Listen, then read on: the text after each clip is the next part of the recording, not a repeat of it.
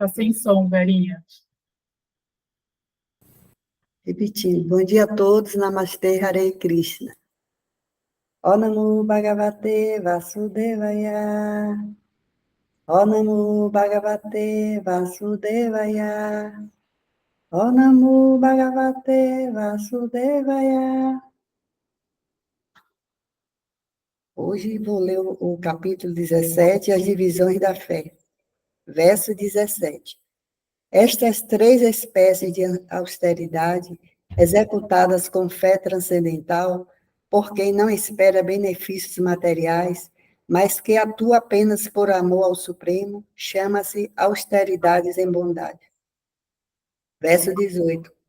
Afirma-se que a penitência executada por orgulho e com o intuito de ganhar respeito, honra e adoração está no modo da paixão e não é estável nem permanente.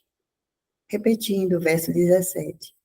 Estas três espécies de austeridade executadas com fé transcendental, por quem não espera benefícios materiais, mas que atua apenas por amor ao Supremo, chama-se austeridades em bondade.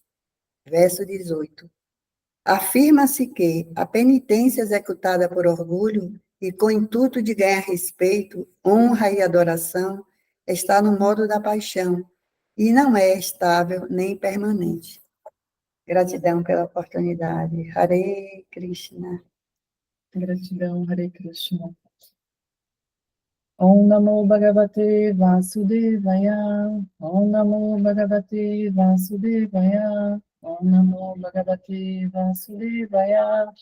Om Agyanatimirandasya Yananujala Shalakaya Chakshuru Militam Yana Tasmahi Shri Gurave Namaha. Hare Krishna. Bom, aqui a gente tem que entender que, primeiro, austeridades são, por exemplo, o que a gente faz de acordar cedo, fazer o sadhana, fazer o jejum do Ekadashi, ler as escrituras, ouvir o Bhagavad Gita, tudo isso são austeridades que a gente faz, né? E, obviamente, essas atividades estão no modo da bondade. As austeridades, elas trazem benefícios para a gente, né? De qualquer maneira que a gente faça, ela vai trazer benefícios para a gente. Mas a intenção que você põe nela pode trazer o benefício X ou Y, né? Então, vamos supor, se a gente tem um terreno fértil e a gente planta uma semente de jaca, vai nascer jaca. Se a gente plantar uma semente de manga, vai nascer manga. Então, a gente não pode plantar jaca achando que vai nascer manga, porque não vai acontecer.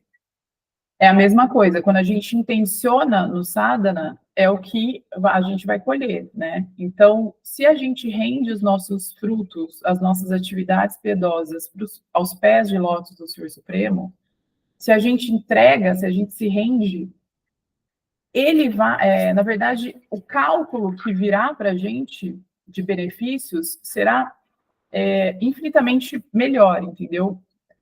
Mas isso, geralmente, a gente não faz muito isso, a gente quer controlar os resultados. Então, o ego quer controlar, a mente quer controlar. Então, normalmente, a gente não se rende, né, à vontade, né, de Deus, assim. E a gente tem que entender um ponto aqui, que é o seguinte: a gente tem a visão limitada, né? A nossa visão é super limitada. Então, é a mesma coisa que você ter um prédio de 20 andares. Então, você está de frente para o prédio, é um cenário. Quando você sobe um primeiro andar, você olha da sacada, você até tem uma visão maior, você consegue, né, enxergar, por exemplo, você está de frente para o mar, você consegue enxergar o mar, mas tem algumas árvores, então você não vê direito o que está acontecendo totalmente, você tem o barulho da rua, então você não ouve direito o que está acontecendo, mas você tem uma visão melhor do que quem estivesse olhando para o prédio. Se você subir no último andar e olhar a sacada, você vai ter aquele, nossa, uau, você vai ver toda a vista, você vai ver até às vezes cidades longe, você vai ter aquela vista, sabe, panorâmica, perfeita, meio em silêncio, e aí você consegue ter uma visão mais ampla. Então, é mais ou menos essa analogia que a gente faz, óbvio, para o Senhor Supremo tem a visão de tudo, mas assim, a nossa analogia aqui é que a gente é limitado na nossa visão, a gente não sabe o que é melhor para a gente. Então, às vezes, a gente deseja alguma coisa que não é o melhor. Então, render as nossas atividades, os nossos frutos, confiar, se render ao Senhor Supremo, sem esperar o resultado que a gente quer. A gente tem que simplesmente entregar. E isso é uma coisa que é desafiadora, né? Então, é a mesma coisa quando as pessoas falam assim, eu entrei no caminho espiritual, eu achei que era tudo flores, e de repente veio um monte de coisa assim para mim, um monte de, né? Eu não estou entendendo o que está acontecendo, eu estou fazendo tudo certo, mas geralmente é porque a sua rota estava meio, né? Então, para a gente ajustar a rota, geralmente a gente vai ter que passar por uns percalços até a gente entrar na rota certa. Quando a gente começa a se harmonizar com os princípios do infinito, quando a gente começa a se harmonizar com Deus, né, com essa consciência maior, quando a gente começa a entrar no modo da bondade, a gente tem um ajuste, mas a gente vai vendo que tudo vai se ajeitando, né? As coisas vão se ajeitando, a mente vai ficando mais calma, a gente começa a ter mais felicidade e até as coisas materiais vão se ajeitando. Então, nesse ponto aí, quando a gente faz as austeridades, a gente tem que realmente confiar, né? Aquela frase, como é que é mesmo a frase que eu ouvi esses dias? Eu entrego, eu aceito, não, eu entrego, eu confio, eu aceito e eu agradeço, algo assim. Eu entrego, eu aceito, eu confio, eu agradeço, algo assim. Então, no sentido de a gente tem que entregar com confiança e entender, mas para a gente entregar com confiança, a gente tem que entender a natureza de Deus, né? Então, vamos supor, a pessoa que eu mais confio na vida é minha mãe. Minha mãe é a pessoa que, ela é uma mãe, uma boa mãe, né? Um arquétipo bom, né? Um arquétipo bem ali legítimo de mãe. Eu entrego, confio, aceito e agradeço. Gratidão. Vendável. Então, a minha mãe é um arquétipo muito, assim, perfeito. Então, ela é muito amorosa, né, ela quer o melhor para mim. Ela é muito honesta e tudo que a gente tudo, assim, eu confio todos os meus bens e os meus tesouros maiores para ela. Então, se eu estou com meu filho pequeno, com meu nenê, se eu precisar deixar para ela quando eu precisava, eu deixava com ela. Por quê? Porque eu confio 100% nela. E todo e qualquer tesouro na minha vida eu vou deixar com ela, porque eu confio nela.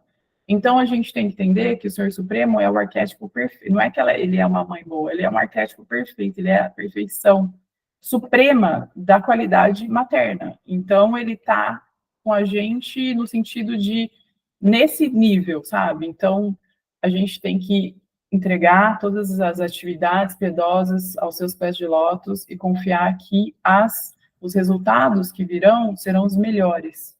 Mesmo que a gente não entenda no começo, às vezes vem alguma coisa para a gente questiona, né? A gente não entende.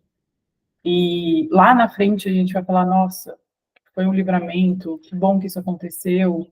Então, nesse sentido, que a gente deve render os frutos dos resultados das nossas ações para o Senhor Supremo. Esse é um bom início aí, um